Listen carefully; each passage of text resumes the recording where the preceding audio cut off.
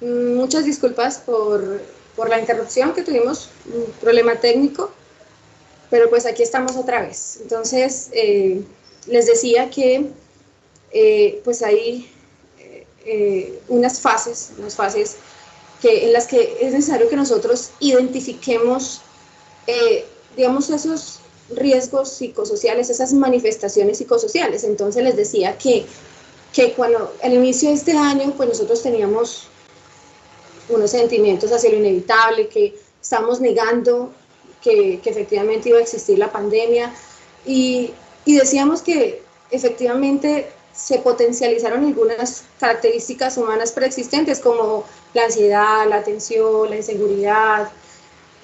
Ahora que estamos durante este escenario, estamos pasando de la pandemia, pues existen miedos, sentimientos de abandono, de vulnerabilidad, tenemos necesidades de supervivencia, algunas personas han perdido la iniciativa, luego ha sucedido un liderazgo espontáneo, decíamos que en algunos casos ha sido positivo, en otros casos ha sido negativo, y que pues han aparecido conductas pues de ayuda hacia los demás, y es que efectivamente nos estamos adaptando a cambios, ¿no?, de patrones de vida a los que nos hemos visto obligados, la restricción de los movimientos, el uso de las mascarillas, el hecho de que hayamos tenido que disminuir los contactos físicos, que cerraron los colegios, que cerraron las escuelas, pues eso nos ha causado a muchas personas ansiedad, depresión,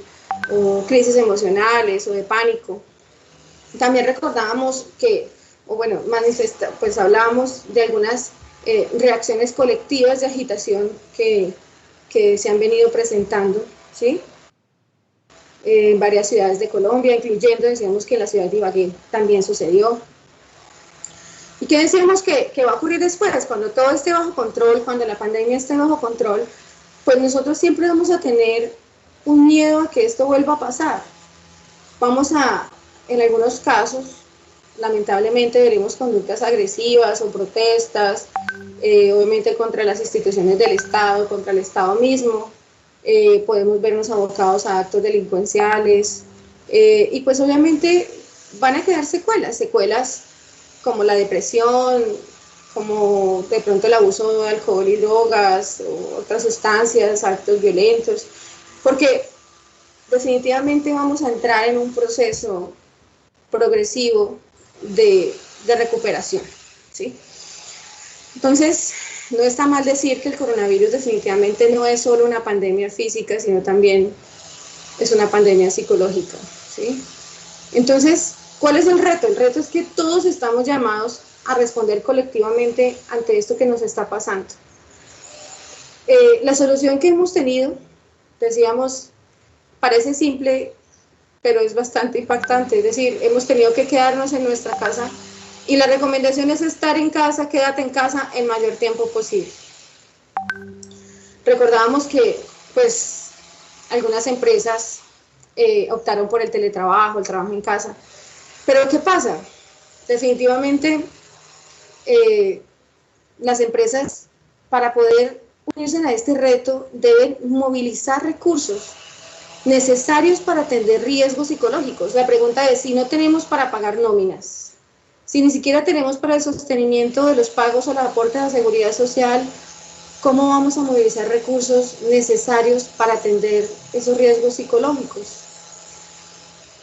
En ese sentido, pues nosotros necesitamos definitivamente sentir que tenemos controlada esta situación de alguna manera, pero obviamente tenemos que ser realistas y obviamente tenemos que ser conscientes de la situación, comprendiendo los riesgos, ¿sí?, obviamente de manera adecuada. Entonces, optamos o debemos optar por centrarnos y ubicarnos en el aquí, en el presente, pero es necesario que nosotros establezcamos unas nuevas rutinas, hay que mantenernos conectados con nuestros familiares, con nuestros amigos, pero conexión a través de conversaciones poderosas, de conversaciones que nos arrojen tranquilidad, apoyo, ¿sí? No conversaciones sobre cifras o conversaciones con sentimientos de pesadumbre. Es decir, necesitamos conectarnos, pero de una manera positiva, ¿sí? Debemos procurar mantener una alimentación adecuada, obviamente en la medida de lo posible, ¿sí? Y esto sí es definitivo, hacer ejercicio físico y algo que es para nuestra salud mental, es disminuir la búsqueda, o más bien limitar la búsqueda de información a medios que definitivamente sean confiables, o sea, medios de comunicación que sean realistas y confiables. Y obviamente algo importante es que dejemos de compartir cosas de las cuales nosotros no estamos seguros, ¿sí? Información que de pronto pues, no es de una fuente confiable y pues evitar compartir este tipo de información. También es importante que nosotros creemos un espacio de reflexión dentro de nuestro entorno, ¿sí? En nuestra casa debemos buscar la forma de crear un espacio para interiorizar, para calmarnos, ¿sí? Y definitivamente debemos entender y debemos estar seguros que todo el esfuerzo que nosotros estamos haciendo individualmente, efectivamente está contribuyendo a que este virus no se siga propagando.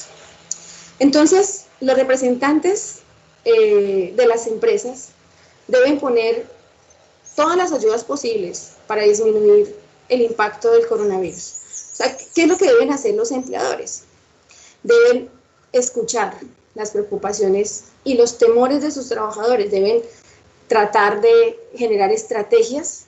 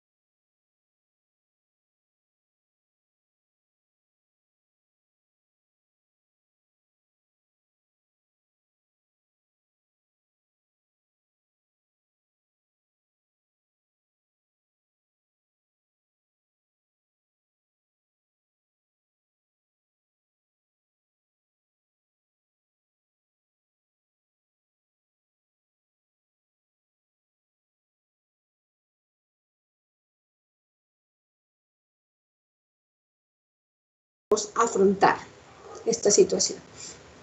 Entonces, les decía que el documento técnico de la Organización Panamericana de la Salud recomienda unas medidas para el antes, unas medidas para el durante, unas medidas para el después, que me voy a permitir enseñárselas. ¿Qué recomienda la Organización Panamericana de la Salud para el antes? Recomienda que existan comunicaciones de riesgo a poblaciones vulnerables, que haya una sensibilización e información apropiada sobre el tema, que se capaciten equipos y personal de respuesta en técnicas básicas de primera ayuda psicológica. Es importante que podamos localizar personal competente en salud mental. Si nosotros hablamos del departamento del Tolima, aquí básicamente tenemos un hospital en el municipio de Lérida, se llama La Heiji, que es un hospital que brinda servicios en psiquiatría. Tenemos aquí en Ibagué la Clínica Los Remansos, que brinda servicios de psiquiatría, pero realmente, digamos, tenemos IPS que cuentan con profesionales en psicología y profesionales especialistas en psiquiatría, pero si yo les preguntara a ustedes en este momento, ustedes sabrían localizar personal competente en salud mental, y creo que no sería fácil. Y precisamente la invitación es esa que nosotros definitivamente creamos alguna manera de poder identificar y localizar a personal competente en caso de que exista un requerimiento. Es importante capacitar a los equipos de salud mental, obviamente, y también crear o preparar grupos de apoyo psicosocial. Entonces, lo primero es que tenemos que identificar las condiciones de riesgo, y para eso, pues, lo primero que tenemos que hacer es un trabajo, primero en nuestra casa, en nuestro entorno familiar, en nuestro entorno cercano, vecinos, amigos, Y obviamente al interior de las empresas, empleadores con sus trabajadores deben identificar las condiciones de riesgo psicosocial. Y por eso, después de esa identificación, pues obviamente deben generar prevención, ¿sí? Durante la pandemia, ¿qué es lo que recomienda la Organización Panamericana de la Salud? Que se haga una evaluación rápida de las necesidades psicosociales de la población. Es decir, que se tenga un análisis de vulnerabilidad, ¿sí? Precisamente teniendo en cuenta los factores de riesgo que hace rato hablábamos, entonces la situación económica, la situación de acceso a la salud, de acceso a servicios sanitarios, en todos sentidos, servicios públicos. También que exista, ellos recomiendan que exista una comunicación social, es decir, que exista una orientación y una información de lo que está ocurriendo, de qué está pasando y qué deben hacer las personas. Uno se encuentra cuando se han emitido tantos decretos en esta emergencia, tantos actos administrativos, que la gente a veces está confundida, la gente a veces no sabe si hacerle caso al decreto del presidente o al decreto del gobernador o al decreto del alcalde. A veces hemos encontrado datos distintos, por ejemplo, limitación de la movilización de la edad a nivel nacional por decreto presidencial son 70 años, pero en Ibagué son 60, y nos encontramos con esa situación de información que necesitamos poder conocer apropiadamente para poder obviamente tomar las medidas. Tenemos que crear la promoción de mecanismos que definitivamente nos ayuden a nosotros mismos antes de poder pensar en la ayuda mutua. Es decir, por eso les decía antes, necesitamos entender que el primer análisis es conmigo y con mi entorno más cercano para poder propiciar una ayuda mutua, ¿sí?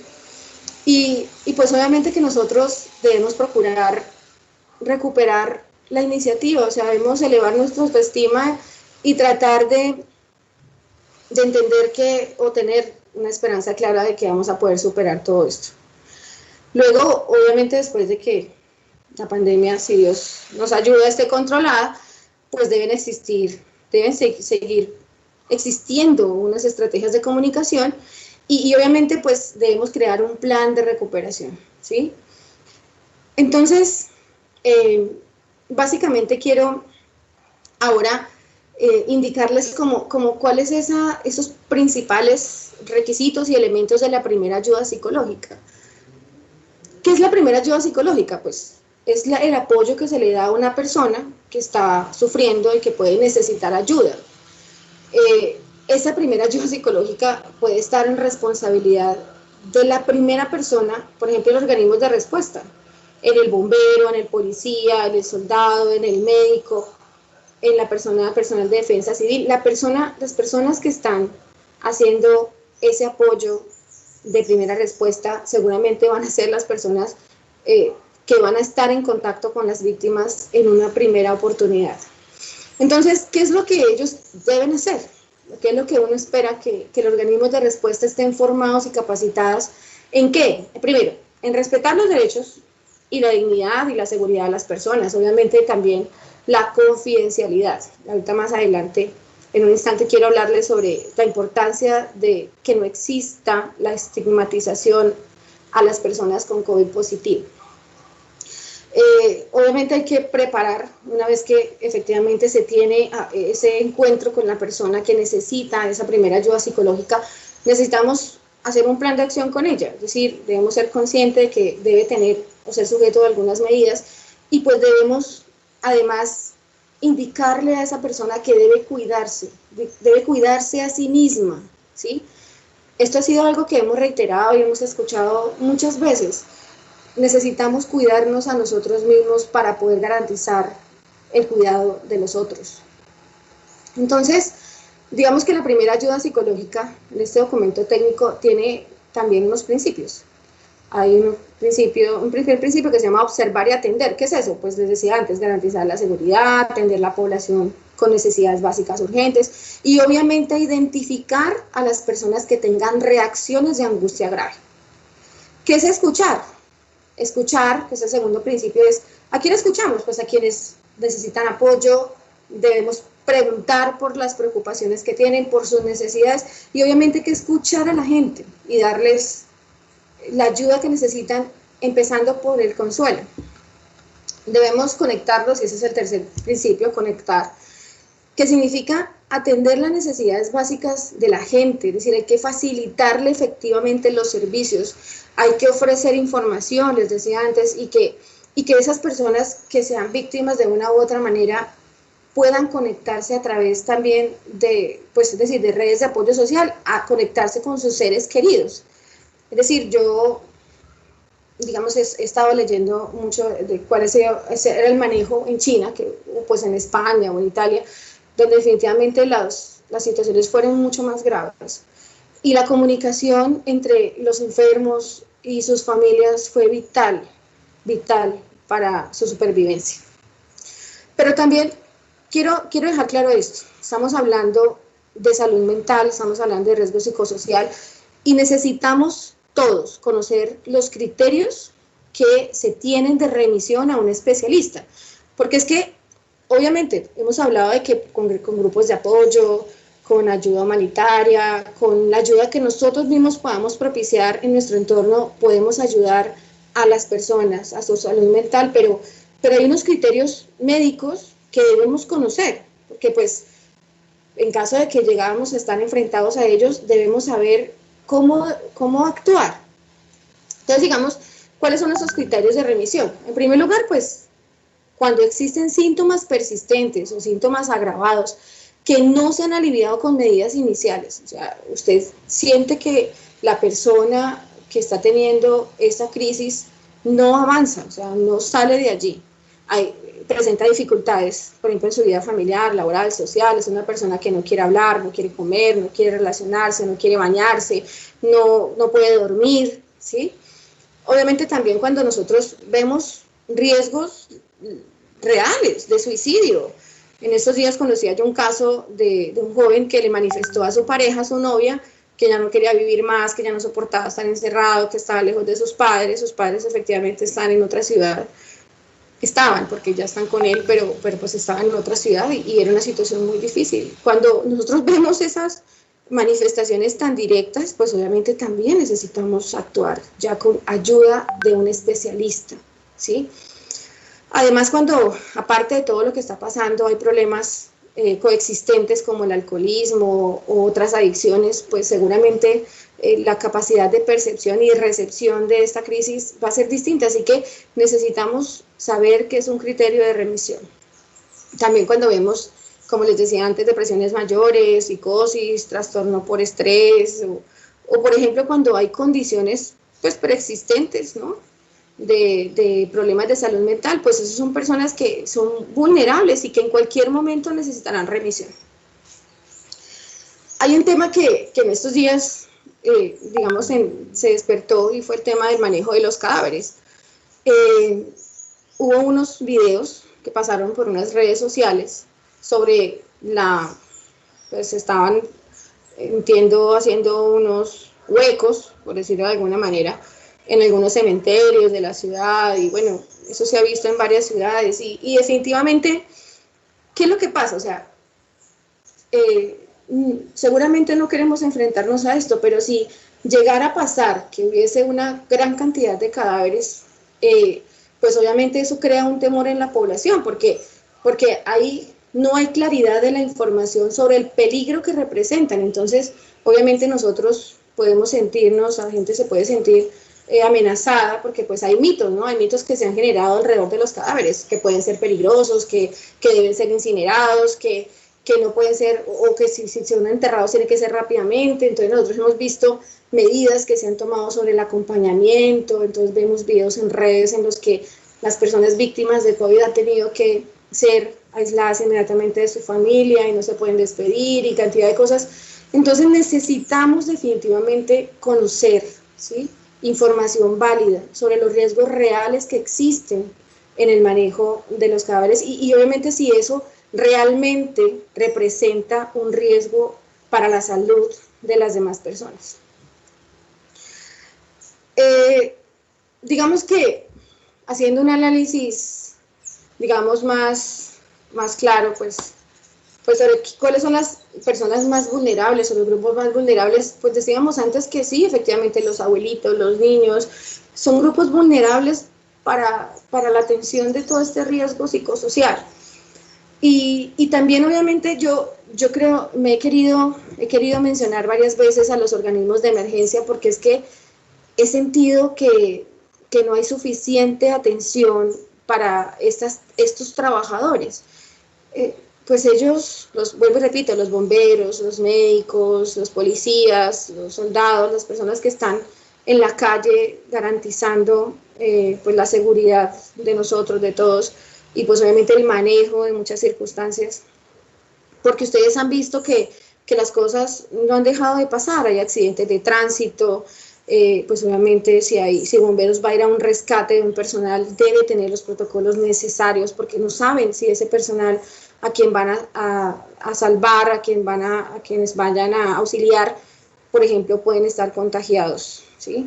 Entonces, ellos se sienten, los organismos de respuesta también se sienten sobrecargados, también sienten miedo, también, pero pues ellos tienen que estar ahí, o sea, ellos tienen el deber de estar ahí por su trabajo, por sus criterios, por su perfil, bueno, por la responsabilidad que tienen en sus empleos, ellos tienen que estar ahí, ¿sí? Entonces, debemos, pues, es decir, algunos estudios han recomendado que los menores de edad, o por lo menos los menores de 21 años, no deben participar en estas labores de alto impacto humano, ¿sí? Porque pues claramente encontramos que el riesgo mental, el riesgo psicosocial es muy alto, ¿sí? Entonces, ¿cuáles son, digamos, algunas recomendaciones que este documento técnico entrega para los organismos de respuesta?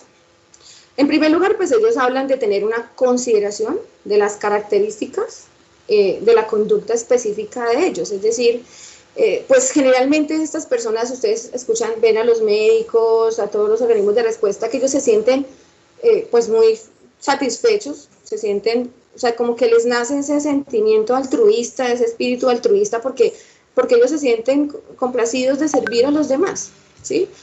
Entonces es importante que a estas personas pues los mantengamos o se mantengan en una actividad positiva, es decir, que se refuerce su autoestima, es necesario, definitivamente necesario que haya una rotación de roles, es decir, hay que organizar los tiempos de trabajo. Es importante que se estimule el autocuidado físico y es también importante que tomen descansos periódicos. El apoyo emocional que debe tener ellos, el apoyo emocional, pues debe ser efectivamente responsable, hay que garantizar la confidencialidad de todo lo que surja alrededor de esto. Y también es importante que se incluya la familia en los procesos de ayuda, ¿sí? Nosotros hemos visto lamentablemente en redes sociales algunas situaciones pues impactantes, digamos de rechazo hacia el personal médico y eso pues ha sido doloroso, ellos han hecho sus manifestaciones en redes también y la gente ha adoptado una posición. Efectivamente, nosotros no podemos considerar que estas personas que están dándolo todo están solas, ellos tienen familias y las familias necesitan un proceso de ayuda. ¿O cómo creen ustedes que se sienten el niño o la niña al ver que todos los días su papá, pediatra, médico internista, intensivista, neumólogo, se tiene que ir a trabajar, ¿sí? Tiene que salir de su casa? ¿Y cómo se siente la esposa, la madre, la hermana, que no sabe si esa persona que está ejerciendo su rol laboral va a regresar, ¿sí? Peor aún, ¿cómo sabe que va a regresar sano y no va a contagiar a su grupo familiar? Entonces, la familia definitivamente tiene que ser considerada en los procesos de ayuda.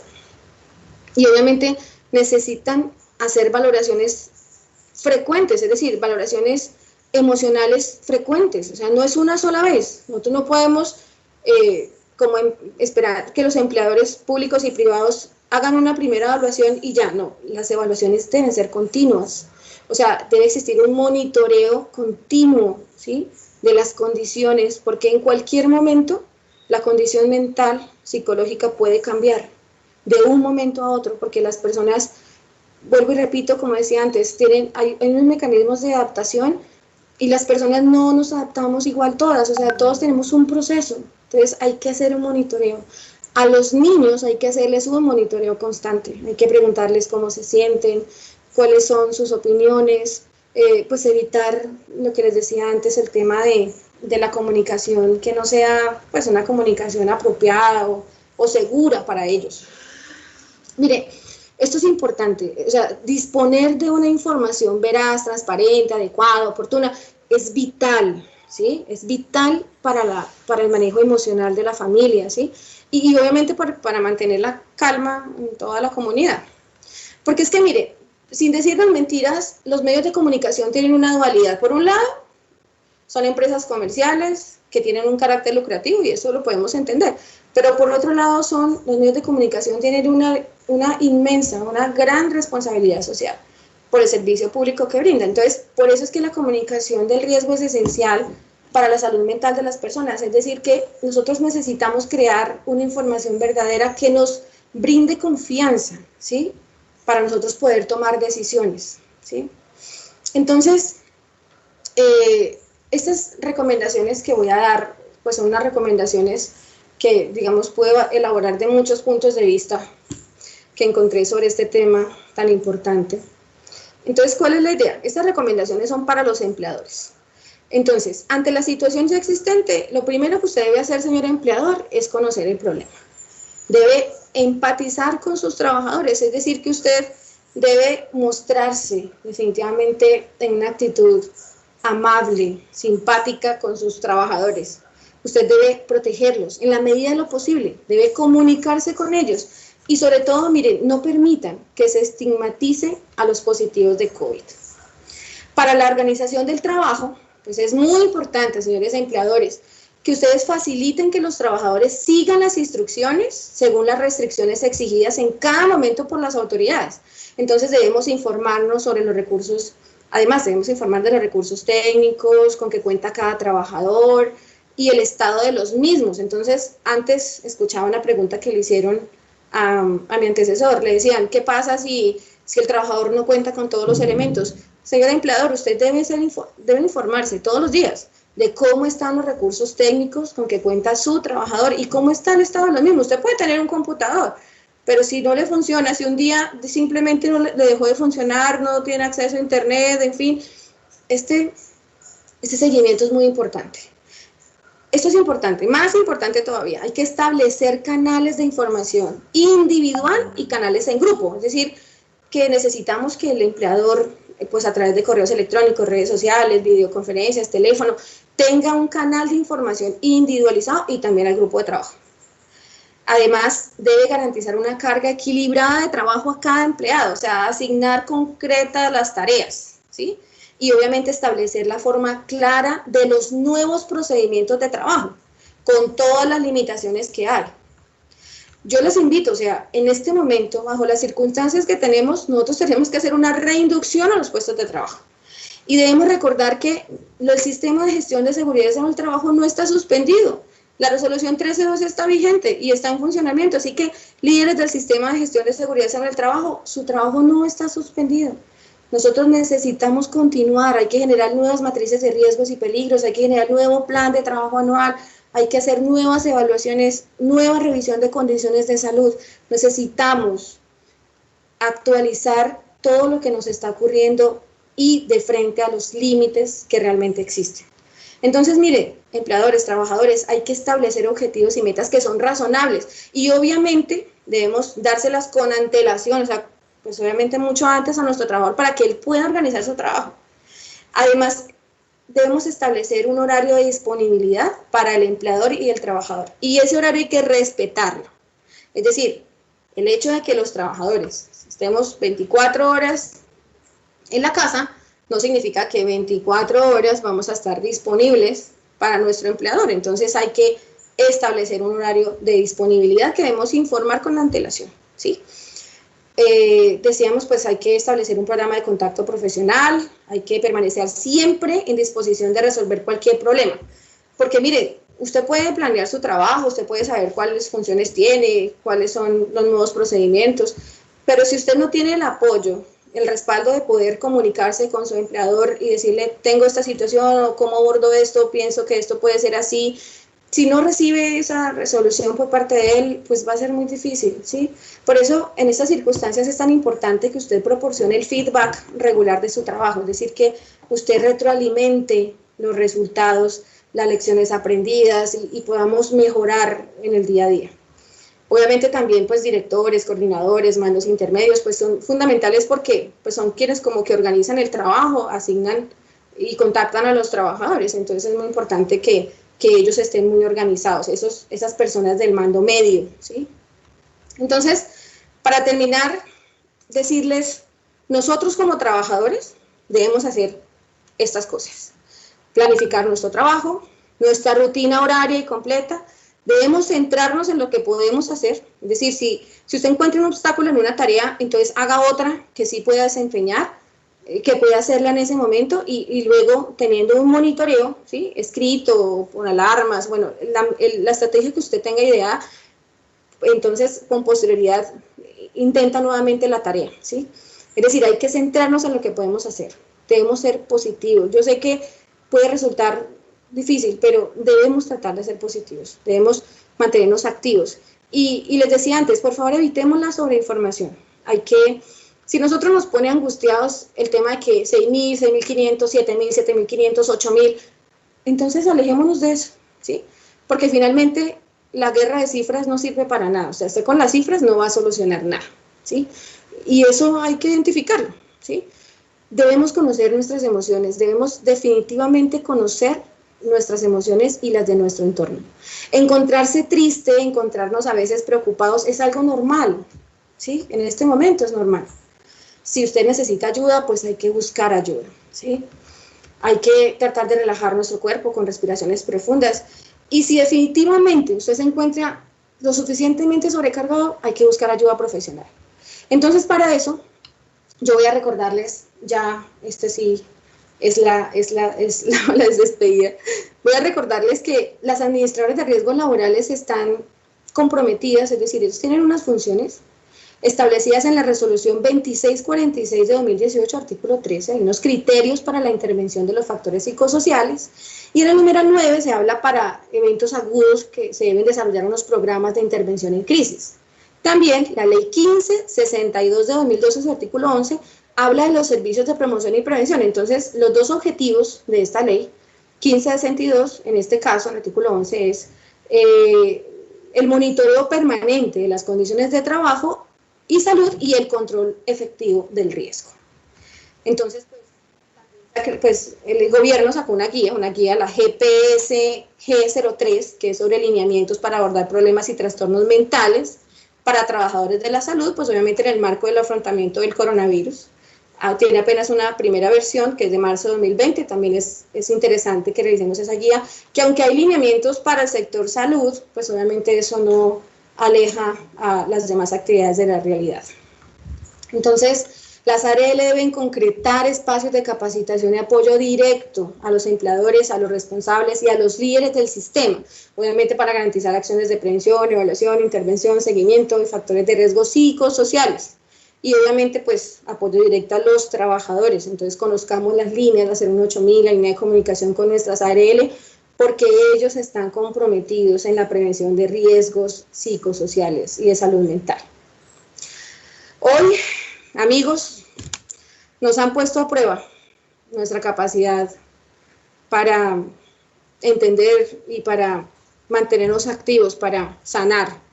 Entonces, no queda más. Nosotros tenemos que actuar desde lo que tenemos, desde nuestros límites.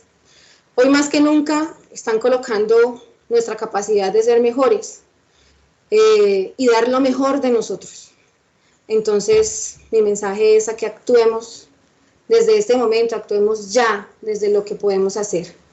No es más, gracias infinitas a todos.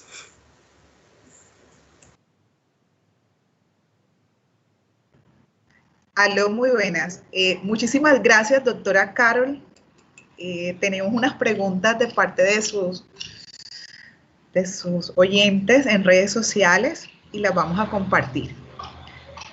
La señora Patricia Angie comenta que la responsabilidad del empleador frente a los diagnósticos mentales, dice, evaluación del aislamiento desde el punto de vista mental. Y pregunta, ¿cómo se está tratando el manejo mental en el evento del rebrote del COVID-19? Dice, acciones de seguridad y salud en el trabajo. Bien, entonces, a la doctora María Patricia, mi saludo muy especial. En este momento, pues, obviamente, los riesgos psicosociales, como les decía en el contenido de la resolución 2646, pues existen unos lineamientos, ¿sí? Por eso les decía que hace parte el manejo de los factores de riesgo psicosocial y de salud mental, hace parte del sistema de gestión de seguridad y salud en el trabajo. Es decir, cuando nosotros tenemos establecido un sistema de gestión, debemos dentro de él abordar claramente este ítem que es el de riesgo psicosocial. Entonces, por eso les decía que es necesario hacer un monitoreo permanente, generar unas estrategias de medición y obviamente no una medición que se quede solo en el papel, sino una medición con acciones reales de ejecución, ¿sí? Entonces, la respuesta concreta es lo que estamos haciendo o lo que debemos hacer o deben ser los empleadores es darse cuenta que el sistema de gestión está vigente y deben aplicarlo, deben hacer una reestructuración de sus guías, de sus matrices de riesgos y peligros y volver a hacer un plan de trabajo que incluya capacitación, formación, monitoreo y estrategias que beneficien, o sea, que le apunten a estar en vigilancia permanente de esos riesgos psicosociales. Muchísimas gracias, doctora. Acá el señor Raúl Monroy pregunta, ¿cuál sería la guía para integrar este importante asunto al sistema de gestión de seguridad y salud en el trabajo? Bueno, nosotros tenemos, como le decía el doctor Monroy, también un saludo muy especial. Lo decía antes, pues el gobierno a través de estos decretos de emergencia ha expedido una guía, la GPS G03, donde ha fijado unos lineamientos para abordar problemas y trastornos mentales en los trabajadores de la salud. Pues la idea es que estemos al pendiente de los documentos técnicos que genera el Ministerio de Salud y esta guía pues puede ser una guía que puede servirnos de base fundamental para crear nuestra guía. Y con la ayuda de la asesoría técnica de las administradoras de riesgos laborales a través de sus gestores, podemos también conseguir muchos insumos documentales. Las ARL tienen sus guías de apoyo y de manejo psicosocial y nosotros tenemos pues también la batería de riesgo psicosocial con su última resolución que efectivamente nos ayuda y nos puede contribuir eficientemente en que nosotros podamos construir una guía adaptada a nuestra actividad económica y a las necesidades reales de nuestros trabajadores. Gracias, doctora. Por último, Jacqueline Beltrán nos pregunta, ¿cómo se puede aplicar a una empleada doméstica si algunos patrones son muy intransigentes con sus empleadas? Correcto, muy bien. Les decía antes, y es importante que así sea un solo trabajador, nosotros debemos generar pues, estrategias, ¿no? Y además metas dentro del sistema de gestión de seguridad y salud en el trabajo. ¿Qué se puede hacer? O sea, lo que yo puedo decirle a esta participante es que, pues, hay que seguir siendo actores de cambio, hay que seguir siendo actores de multiplicar este mensaje de la necesidad que necesitamos, que tenemos todos de respetar la dignidad de las personas, la seguridad, la salud, y que no importa, es decir, todos los trabajadores merecen ese mismo respeto, esa misma valoración.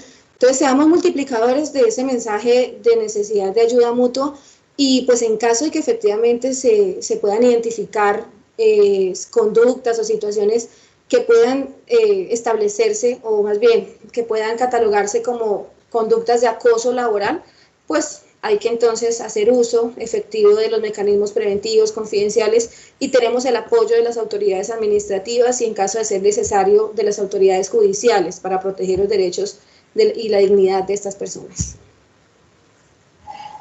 Muchísimas gracias, doctora Carol. Bueno, agradecemos a todos los asistentes a esta conferencia, ¿verdad? Agradecemos muy cordialmente en nombre de la universidad, en nombre de la doctora Paola Cardona, nuestra decana, la coordinadora del programa Jenny Suárez y toda la comunidad académica, doctora Carol, por su participación. E invitamos a nuestra próxima charla que se quedará a las 2 de la tarde y no estará el doctor Ramón Hernández Peñasco con la conferencia Consecuencias Económicas del COVID-19 para la